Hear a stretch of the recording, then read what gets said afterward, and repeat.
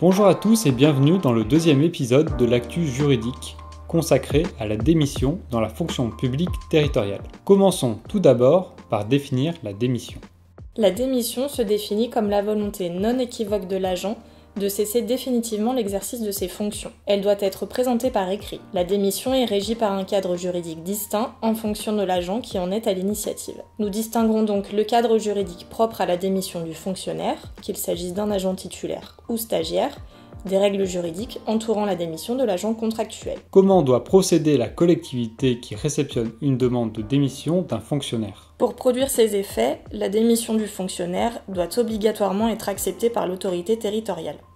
C'est elle qui fixe la date à laquelle la démission sera effective. À réception de la demande, l'autorité territoriale dispose d'un délai d'1 mois pour répondre. Passé ce délai, la demande devient caduque. La démission ne peut pas être prononcée de façon rétroactive. Elle n'a d'effet que pour l'avenir. Une fois l'accord de l'autorité territoriale notifié à l'agent, la démission devient irrévocable. L'agent qui quitterait ses fonctions avant la date fixée par l'autorité territoriale se trouverait en situation d'abandon de poste et pourrait s'exposer à l'engagement d'une procédure disciplinaire. Si l'autorité territoriale refuse la démission, l'agent peut saisir la commission administrative paritaire qui sera chargée d'émettre un avis motivé. Quelles conséquences emporte la démission du fonctionnaire ? Le fonctionnaire dont la demande de démission est acceptée est radié des cadres. Cette radiation entraîne la perte du bénéfice du ou des concours dont il aurait pu être lauréat. S'il souhaite de nouveau travailler en qualité d'agent public, il devra être recruté par contrat ou mis en stage au premier grade d'un cadre d'emploi de catégorie C ne nécessitant pas de concours. Il pourra également passer de nouveau un concours lui permettant d'être nommé stagiaire, puis titularisé.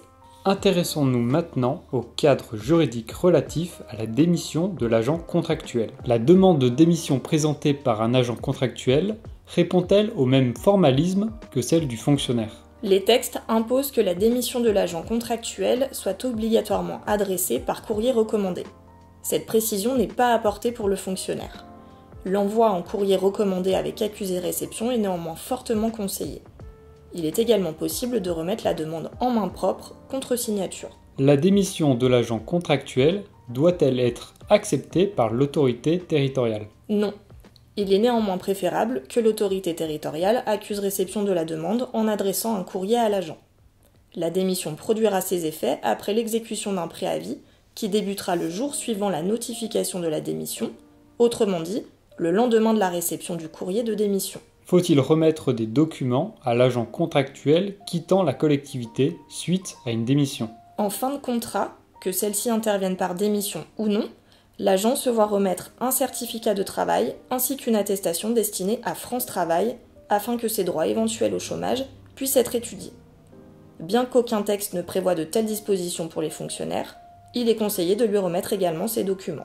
Nous l'avons vu, la démission répond à un cadre juridique quelque peu différent selon la qualité du demandeur. Toutefois, il convient de préciser que la démission emporte des conséquences qui, pour certaines, peuvent être communes aux fonctionnaires et aux agents contractuels. Une fois la démission effective, l'agent est-il libre d'exercer l'activité qu'il souhaite ? L'agent qui cesse définitivement ses fonctions au sein de sa collectivité et qui souhaite exercer une activité lucrative doit informer par écrit l'autorité territoriale de son projet. La collectivité pourra ainsi vérifier la compatibilité de l'activité envisagée avec les fonctions exercées par le fonctionnaire au cours des 3 années précédant le début de cette activité. En cas de doute, le référent déontologue pourra être sollicité pour avis. La démission de l'agent public ouvre-t-elle droit à des allocations chômage ? L'allocation d'aide au retour à l'emploi n'est versée qu'en cas de perte involontaire d'emploi. Or, la démission est considérée comme une perte volontaire d'emploi. Néanmoins, cette allocation est admise en cas de motif légitime ayant conduit l'agent à démissionner. C'est le cas par exemple lorsque la démission résulte d'une volonté de suivre son conjoint qui change de lieu de résidence pour exercer un nouvel emploi. Voici quelques réponses à des questions récurrentes qui nous sont adressées. Pour un agent contractuel, comment devons-nous calculer la durée du préavis en cas de démission ? La durée du préavis varie en fonction de la durée des services effectués par l'agent contractuel pour le compte de la collectivité qui l'a recruté. Ce préavis sera d'une durée de 8 jours pour une durée de service inférieure à 6 mois, 1 mois pour une durée de service égale ou supérieure à 6 mois et inférieure à 2 ans, 2 mois pour une durée de service égale ou supérieure à 2 ans. L'ancienneté est décomptée jusqu'à la date d'envoi du courrier de l'agent notifiant son souhait de démission. Il convient de tenir compte de tous les contrats conclus avec l'agent pour déterminer cette ancienneté. Toutefois, si l'agent a bénéficié de plusieurs contrats sur une période discontinue, l'ancienneté ne sera prise en compte que si l'interruption entre les contrats n'a pas excédé 4 mois et qu'elle n'est pas intervenue suite à une démission. Prenons un exemple. Monsieur A a été recruté le 2 janvier 2023 en CDD d'une durée de 3 mois et a exécuté son contrat jusqu'à son terme. À compter du 15 juin 2023, la collectivité lui propose un nouveau CDD d'une durée d'1 an. Le 14 mars 2024, il envoie un courrier recommandé informant son employeur de sa démission. Il conviendra de tenir compte de l'ancienneté acquise durant les 2 contrats, soit 12 mois, car l'interruption entre ceux-ci est inférieure à 4 mois et qu'elle n'est pas intervenue suite à une démission. Le préavis sera donc d'1 mois car l'ancienneté de service est supérieure à 6 mois et inférieure à 2 ans. Précisons que certains congés sont pris en compte dans l'ancienneté, tels que les congés annuels et les congés accordés pour raison de santé. Un préavis est-il imposé à l'agent contractuel lorsque la démission intervient en cours de période d'essai? Non. Aucune durée de préavis n'est requise lorsque la décision de mettre fin au contrat intervient au cours ou à l'expiration d'une période d'essai. Qu'en est-il du préavis si l'agent est placé en congé maladie? Le congé maladie étant considéré comme une position d'activité, il ne reporte pas le préavis. L'agent peut-il être dispensé de la réalisation de son préavis? Non. Le Conseil d'État a rappelé que le préavis réglementaire s'impose à l'agent, mais également à l'employeur, qui est tenu de rémunérer l'agent jusqu'à l'expiration de ce délai. L'agent contractuel perçoit-il une indemnité de fin de contrat en cas de démission? Non.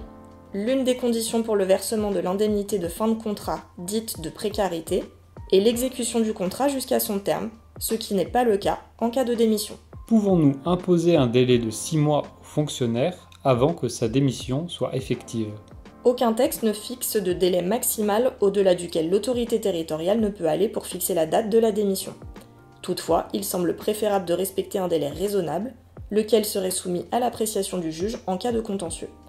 Les textes n'imposent pas non plus de délai minimal. Un fonctionnaire démissionnaire peut-il être recruté en qualité d'agent contractuel sur le même poste au lendemain de sa démission? Non, un emploi permanent a vocation à être occupé par un fonctionnaire. Ainsi, le départ du fonctionnaire entraînera la vacance de son emploi. La collectivité devra donc procéder aux formalités administratives obligatoires en matière de recrutement sur emploi permanent.